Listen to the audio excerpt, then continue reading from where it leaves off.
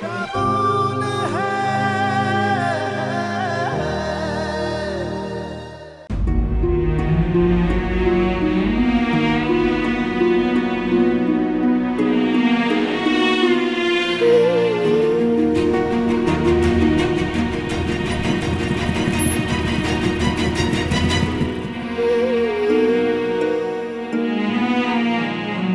बार मेरे लिए फैसला आप ले लीजिए, मुझे सही रास्ता दिखाइए।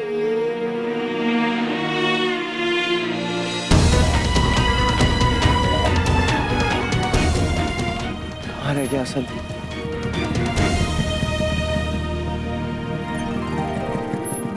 भाईजान, यस!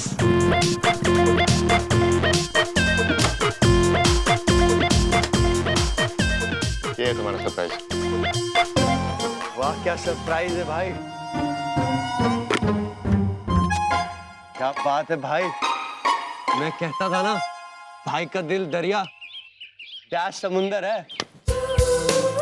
नया मॉडल है, मैंने सोचा तुम्हें अच्छा लगेगा। अच्छा भाई, बहुत अच्छा है। सब्र का फल मीठा होता है, ये तो सुना था भाई, लेकिन 500 सीसी होता है, आज पहली बार देख रहा हूँ। पसंद आई? भाई पसंद, ऐसी बाइक तो पूरे भोपाल में नहीं होगी किसी के पास। भाई थैंक यू।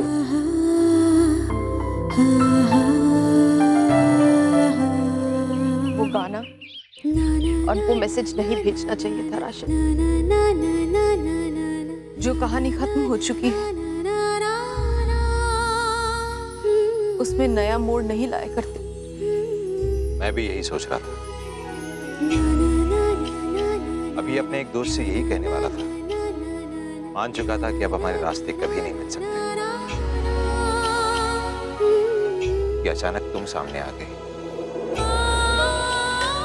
अब इसे ऊपर वाले की मर्जी नहीं समझूं तो क्या समझूं?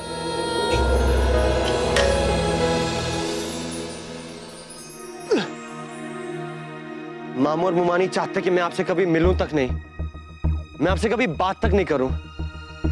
ऐसा लग रहा था अगर मैं सच बोल देता तो मुमानी मशीन गन निकाल के वर्ल्ड वॉर 3 शुरू कर देती भाईजान। इसलिए मैंने उनसे झूठ कह दिया कि आप मुझे वहां इत्तेफाक से मिल गए थे। और भाईजान, मैंने भी सोच लिया है, अगली बार मैं मामू और मुमानी दोनों से जंग करके ही रहूंगा। और फिर निखत के निकाह का क्या होगा? हाँ? आयान, मैं तुम्हारे जज्बात समझता हूँ, लेकिन इस वक्त तुम्हें या मुझे ऐसा कुछ नहीं करना चाहिए जिसकी वजह से निखत के निकाह में कोई भी प्रॉब्लम हो। लेकिन आपको पता नहीं है भाईजान, उस दिन मुमानी ने उस शैतान की खाला, उस हसीना बी से क्या कहा। उन्हें कहा कि हम आपको जानते तक नहीं है, आपका कभी नाम तक नहीं सुना है। कोई ऐसा कैसे कह सकता है भाईजान? वो ये कैसे कह सकते हैं कि मेरा मेरे भाई से कोई रिश्ता नहीं है? भाईजान, अगर वो चाहे भी ना तो भी आपको मेरी जिंदगी से अलग नहीं कर सकती, बिल्कुल भी नहीं। आयान, तुम मेरे भाई हो, यही हमारी जिंदगी का सबसे बड़ा सच है, और सच को कभी मिटाया नहीं जा सकता। लेकिन इस वक्त निखत के ससुराल वालों के सामने ये सच बाहर आना मुनासिब नहीं है। लेकिन भाईजान, आप ही ने तो कहा ना कि सच को मिटाया नहीं जा सकता। लेकिन छुपाया तो जा सकता है। इस वक्त उन्हें सोचने दो कि तुम्हारे घर में किसी ने मेरा नाम तक नहीं सुना।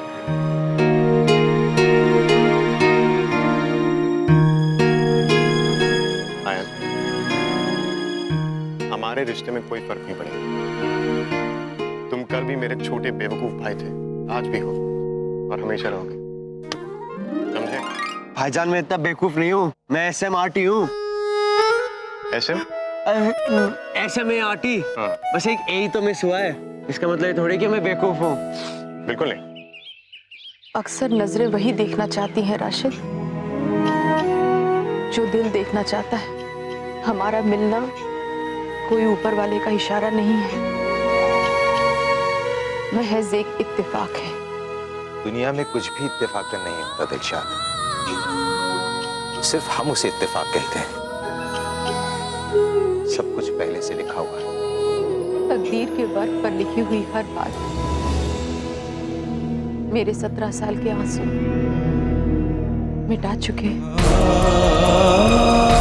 अरे कहाँ गई वो दिलशाद?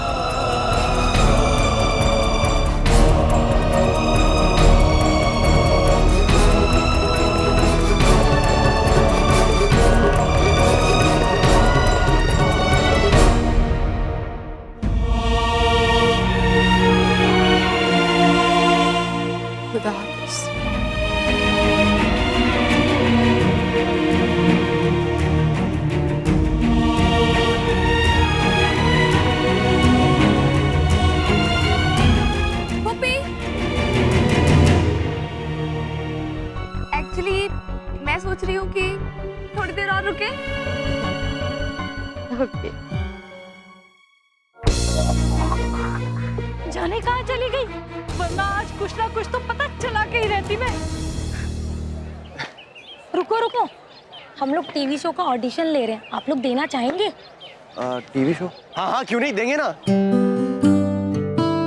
चलिए ना भाईजान, चलिए।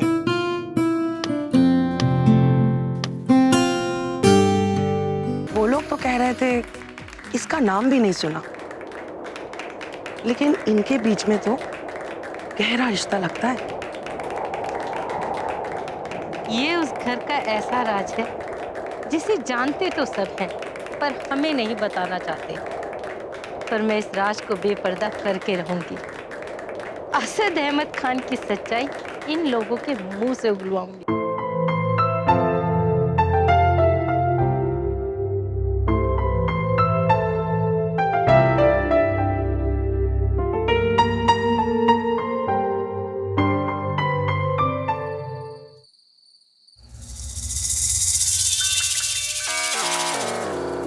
आप चाहते हो किस काम में मैं आपकी मदद करूं?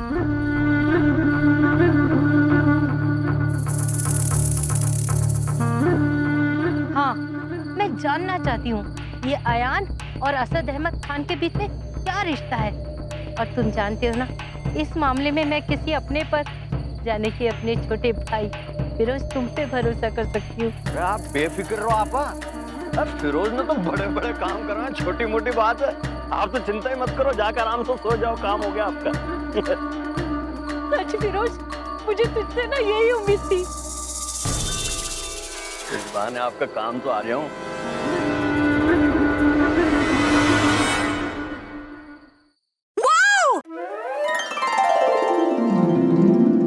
महेंद्र कल भोपाल आ रहा है। अल्लाह मियां, मैं जानती हूँ वो सिर्फ मुझसे मिलने आ रहा है, और मैं भी उससे मिलने जरूर जाऊंगी। देखिए, बिल्कुल ठीक बात नहीं। फर्स्टली एक लड़का आपसे मिलने आ रहा है, सेकेंडली आप अकेले उससे मिलने जा रही हैं। नो, मैं अकेली नहीं जा रही हूँ, पूरा शहर होगा मेरे साथ। यस, क्योंकि महेंद्र का फुल नेम है महेंद्र सिंह धोनी। धोनी? यस, भोपाल में। क्यों? क्योंकि कल 2020 मैच है, और आप बात तो ऐसे कर रही हैं जैसे सिर्फ आपसे मिलने आ रहा है। यस ऑफ कोर्स, वो सिर्फ मुझसे मिलने आ रहा है, इसीलिए मैं अभी टिकट बुक करवाने लगी हूँ। आप बताइए ना, आप में से कौन कौन आएगा?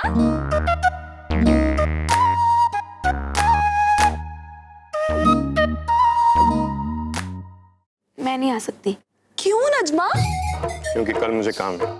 कल तो छुट्टी है। जी, लेकिन मुझे काम है। हाँ ठीक है ना, लेकिन आपके काम से नजमा के कहीं आने जाने का क्या कनेक्शन है?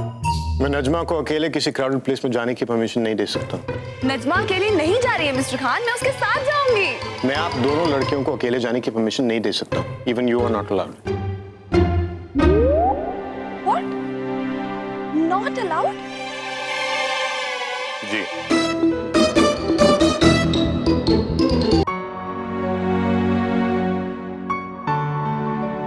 आपकी वो प्ले देखने की बहुत शौकीन है, स्पेशली ये वाला तो उनका फेवरेट है, तो आप ये टिकट्स उन्हें कुरियर कर दीजिए।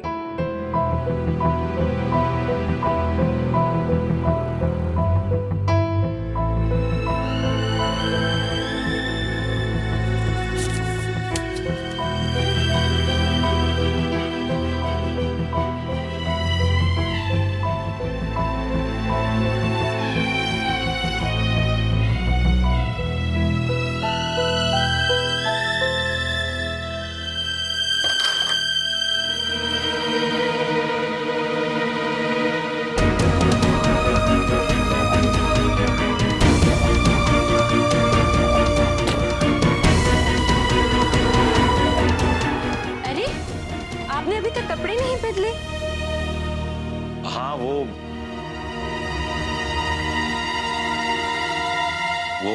अच्छा, कल आपको जल्दी आना है।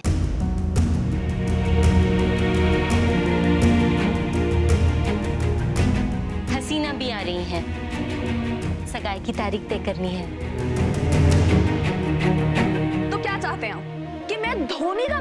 कर दूं मैं, जोया फारूकी? क्यों?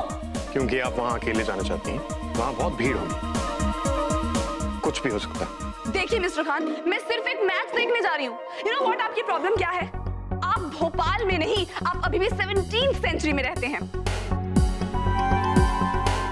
आपको ऐसा लगता है कि एक अकेली लड़की मैच देखने चली जाएगी तो पता नहीं क्या हो जाएगा। आपकी ऐसी बातों से मेरा पारा बहुत ऊपर चढ़ जाता है। आप खुद भी बहुत ऊपर चढ़ गई हैं। नीचे उतरिए।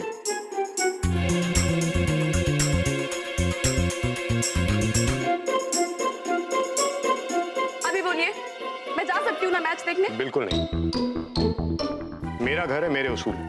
देखिए मिस्टर खान, आप या तो अपने इन उसूलों के सेट को चेंज करवा लीजिए या एटलीस्ट अपग्रेड करवा लीजिए। उसूलों और कंप्यूटर्स में बहुत फर्क होता है, लेकिन ये बात आप नहीं समझेंगे।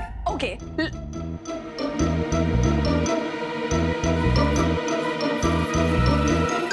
मुझ में कॉफी प्लीज।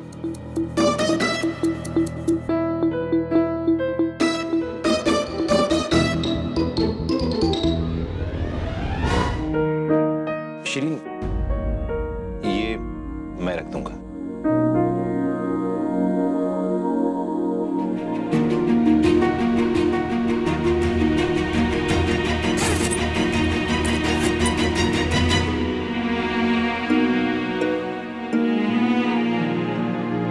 क्या हुआ है? नहीं कुछ नहीं, मैं सोच रहा था अम्मी को फोन कर लो। अब मामू के यहाँ गई हैं, कब आएंगी जरा पूछ लो। सगाई की तारीख उन्हीं के हिसाब से तय की जाएगी ना।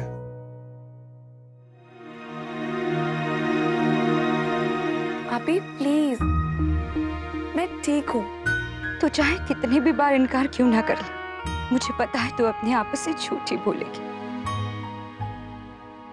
कल तुम बहुत परेशान होगी, ऊपर से तुम्हारी वो आदत किसी से भी अपने दिल की बात नहीं शेयर करने की।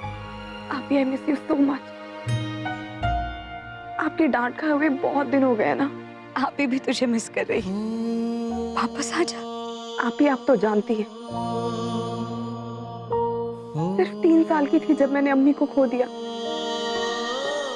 उनके बिना रहना मेरी मजबूरी है। पर आपी, मैं अपने अब्बू को तो खोज सकती हूँ ना। प्लीज आपी, आप मुझे थोड़ा सा वक्त और दीजिए।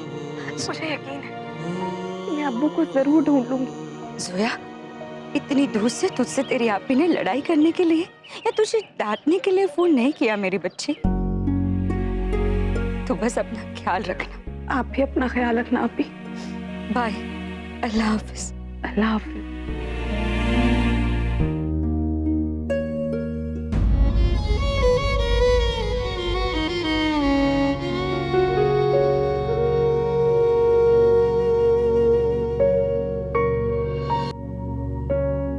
जोया, पप्पी,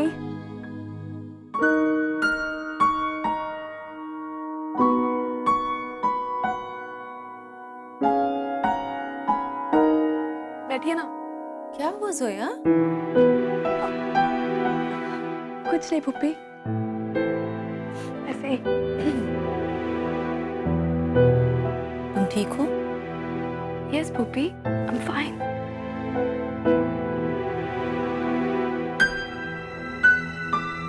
जब घर में धुआं भर जाता है तो खिड़कियां खोल देना ही बेहतर होता है। मुझे ये तो नहीं पता कि इससे धुआं खत्म होता है कि नहीं, लेकिन हाँ, बाहर की ठंडी हवा आने से राहत जरूर मिलती है। कुछ देर के लिए अपने सारे गम, सारी परेशानियों को भुला देना ही बेहतर होता है। चलो एक काम करते हैं, कल तुम और मैं प्ले देखने चलते हैं। बाहर लंच करेंगे, खाएंगे, पिएंगे, ऐश करेंगे। एक बहुत अच्छा प्ले आया है, तेरे बिना जिंदगी जिंदगी तो नहीं। बहुत सुना है इस प्ले के बारे में, लेकिन कभी देख नहीं पाई। कल चलेंगे। पुप्पी, मुझे प्ले देखना बहुत बोरिंग लगता है। क्यों? क्योंकि चुपचाप बैठना पड़ता है वहाँ, साथ वाले के साथ बात नहीं कर सकते हो। फिर तो बहुत बड़ी प्रॉब्लम है ना? ठीक है, वैसे भी इतनी जल्दी शायद टिकट्स नहीं मिलेंगी, बहुत ही हिट प्ले है। ओके, कोई बात नहीं, तुम आराम करो and have a good sleep. Come here.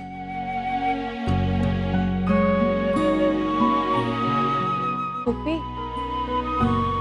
बैठिए ना, आपसे बात करनी है। पुप्पी, वैसे मुझे ऐसा फील तो नहीं होना चाहिए, पर आपको पता है, मैं जब भी मिस्टर असद खान और नजमा को आपके साथ देखती हूँ ना, मुझे बहुत जेलस फील होता है।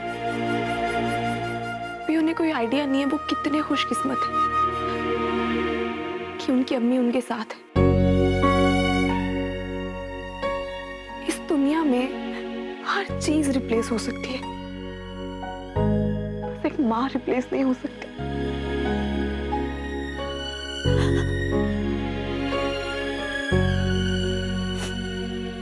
अब कह रही थी ना, खिड़कियां खोलने से धुआं कम हो जाता है। आप किसी को बताइएगा मत।